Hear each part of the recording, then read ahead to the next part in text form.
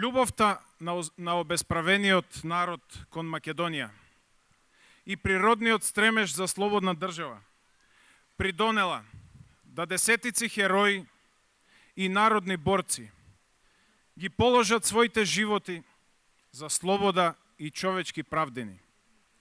Токму Илинден е крикот на поробениот македонец, чија столетна борба за слобода и човечки правдини трае и до ден денешен. Македонецот низ историјата бил исправен пред бројни предизвици, понижувања, прогони, но идејата за сопствено парче земја и независност од страни окупатори никаква тортура не ја избришала од генот на македонецот.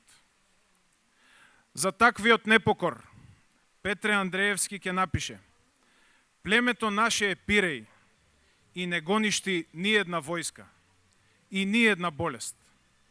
Пиреј е троскот на трева, а некои ја викаат и коштрева. Ама ти колку сакаш кошкаја, корнија кубија, таа пак не умира.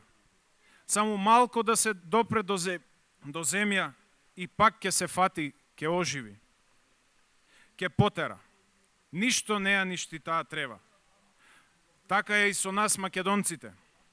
И покрај нашевремените предизвици и лавиринти во која е втурната нашата Македонија, пак ќе ја најдеме светлината, ќе го продолжиме патот и идејата за обстојување на нашата света македонска земја.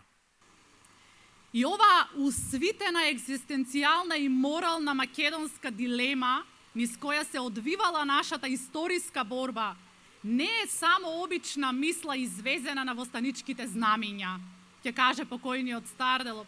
Таа го определува нашето историско битие на нашиот народ, како востанат народ. Тој станат народ, станувал народ низ историјата. И затоа сме денес овде. И еве го Илинден, почитувани луѓе, во секој дом. Еве го Илинден во сечие срце, во жуборот на водите, во тивките движења на августовскиот ветрец, под ладовините на овие столетни дрвја.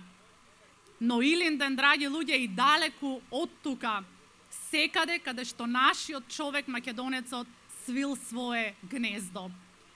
Илинден е сега и тука, во пазувите на оваа раскошна убавина, во мокрино на изворите на овој отворен музеј на Беласица.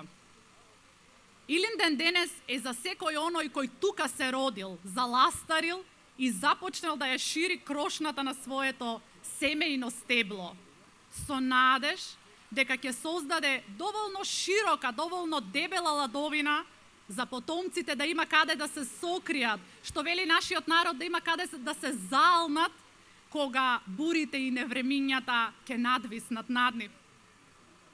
Погледнете ги овие столетни дрвја, погледнете ги овие столетни крошни над вас. Секоја со својот пат кон сонцето, но секоја и со својата лузна по стеблото. Но сите заедно, вкопани длабоко во македонската почва, пијат од ист извор. Се хранат, зеленеат, раскажувајќи дека овде од давнина минувал, пладнувал, сонувал убаво сончево слободно утро македонецот.